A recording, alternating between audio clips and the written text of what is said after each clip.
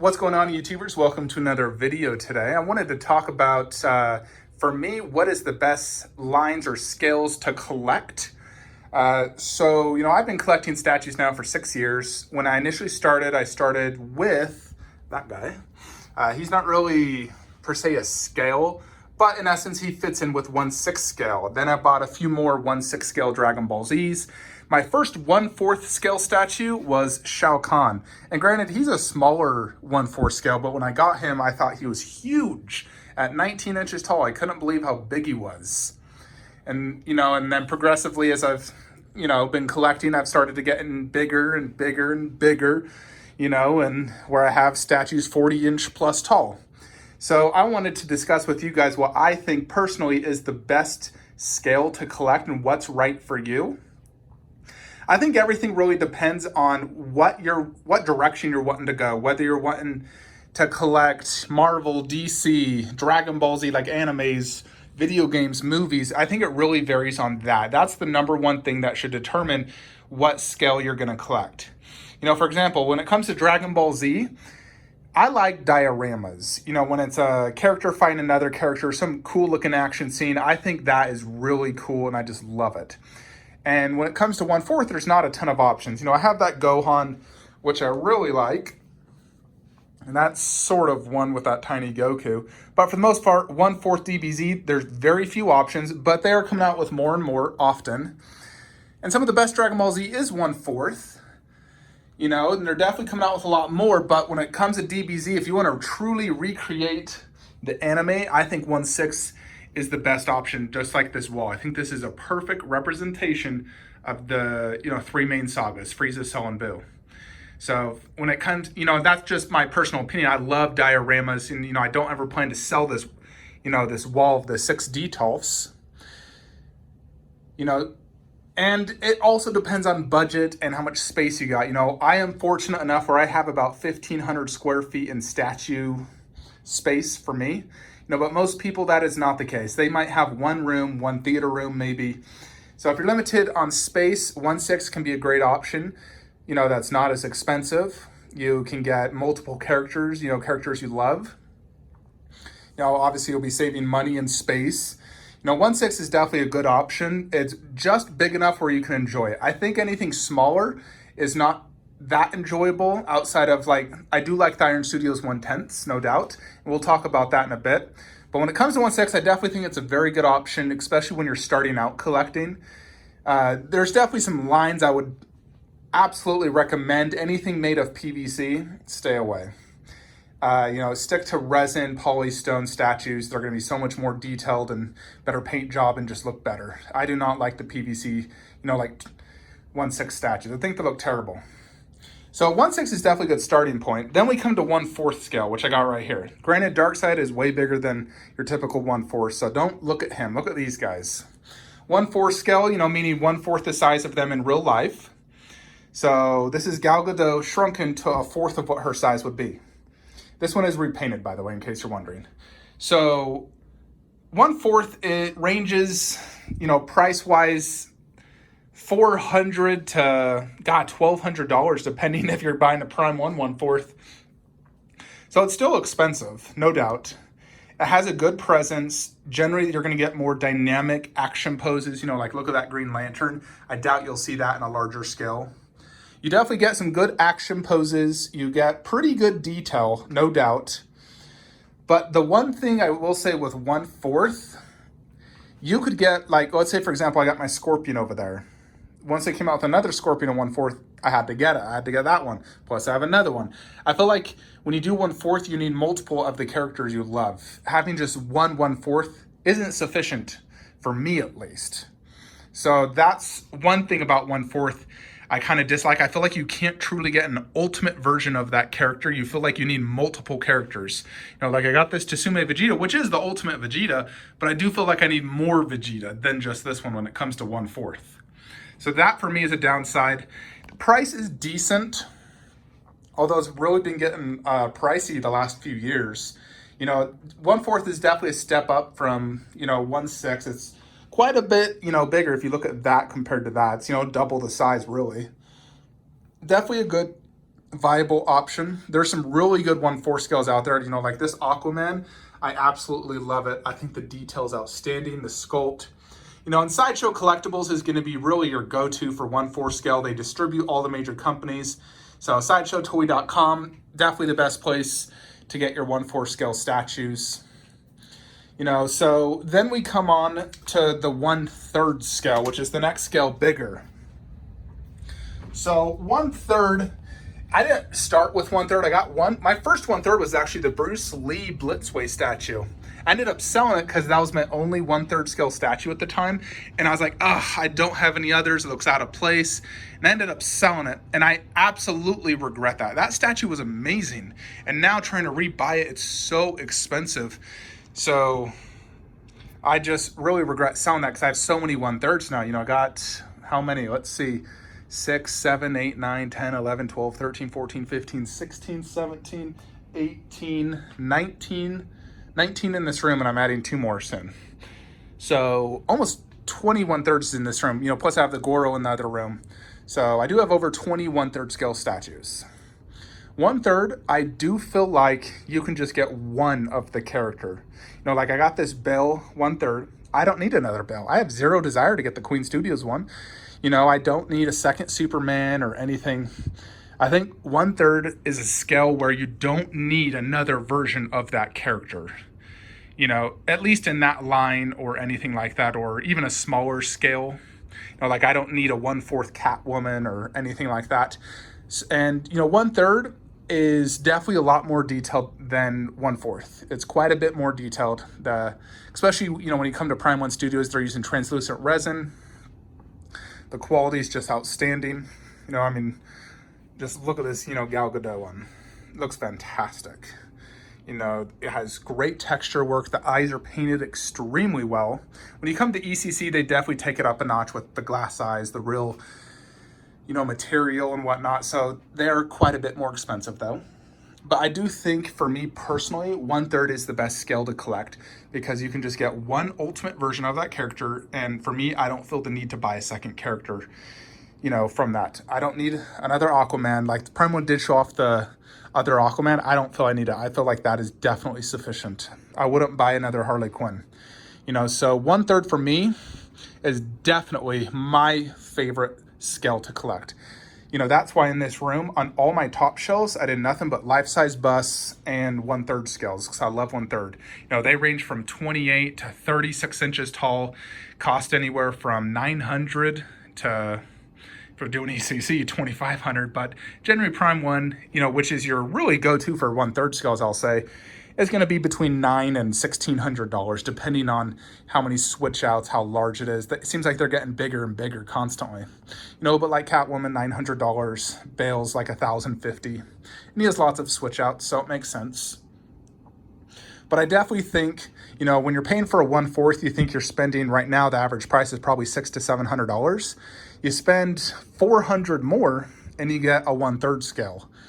And I definitely think it's much more worth it to get a 1/3 versus even 2 1/4 scale statues. I've really thought about that in the past. You know, when I was getting the little Harley Quinn and the Joker, I thought, should I just get that Joker or get the 2 1/4s?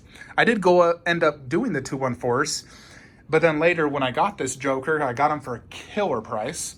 I was like, you know what? I do prefer him over the 2 1/4s. So I think it's better to get 1 1/3 than 2 1/4s or 3 1/6. For the price, presence, and detail, 1/3 is definitely my go-to option. So, I mean, if you're getting starting in collecting, it might be kind of crazy to start with 1/3 because it's just going to blow your mind, and anything smaller might seem like very mediocre.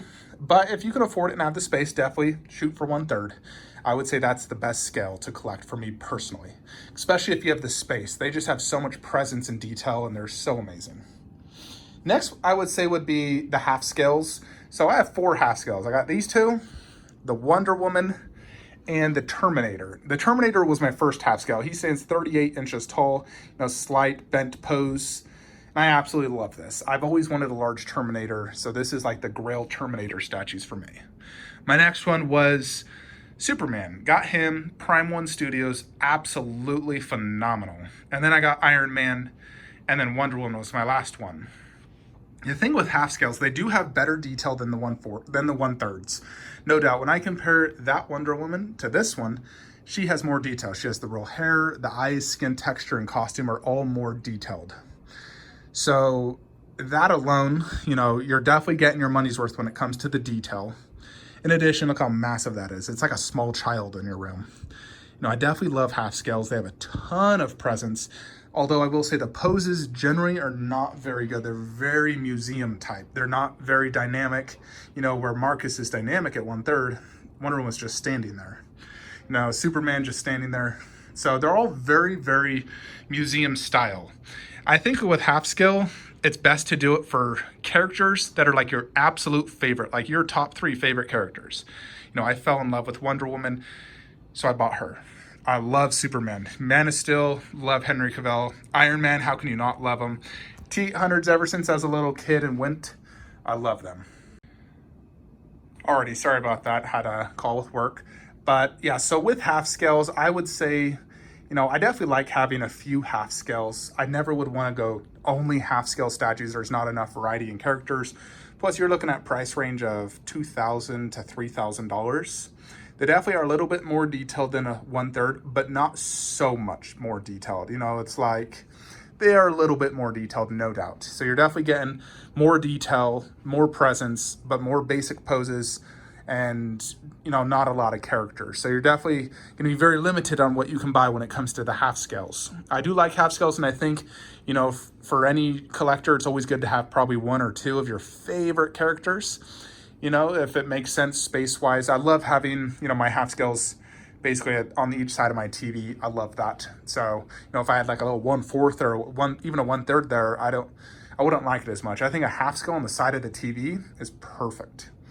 So half scale is definitely a good option. I think it's good to, get a few. Next one from that is going to be the life size. So you got life size bust and also just truly life size. So I don't own any life size outside of like Ant-Man and Chucky, but I'm talking like the 6 foot tall, 7 foot tall ones. Those cost $6,000+. So I'm not buying those. I'm not spending that type of money. So I don't think those are a good investment because they're going to be impossible to resell unless you do it locally, and you'll probably lose money. So I definitely don't recommend life size unless you're opening a museum. But life size busts, I absolutely love. They range from $800 to $3,000 if you're doing like a silicone. The ECC, I got that for $1,400. Pennywise is $2,000, $1,600. Life-size busts for me need to be displayed up high, like eye level when you're standing up. I think that's how they look best. I don't like displaying them down low. They lose presence. They don't look nearly as cool. So definitely you need to display them up high. And I would do life-size busts of characters you just really love. I don't think you would want to get a life-size of just mediocre characters. I love Predators, Pennywise, the Reaper, all incredibly cool. And these are 3 of my best, to be honest. I also got the Terminator, Achilles. Queen Studios is big in the bus game right now, so I got 2 of them right there. And those are ranging from $1,000 to $1,500 for the resin ones. And then, of course, you got the silicone ones, the Thanos, which was like $3,000. And so I'm definitely a big fan of busts. I think they have great presence. You're able to get a life-size version with really good detail, just in a bust form, and they're manageable to display. They're not too difficult to display.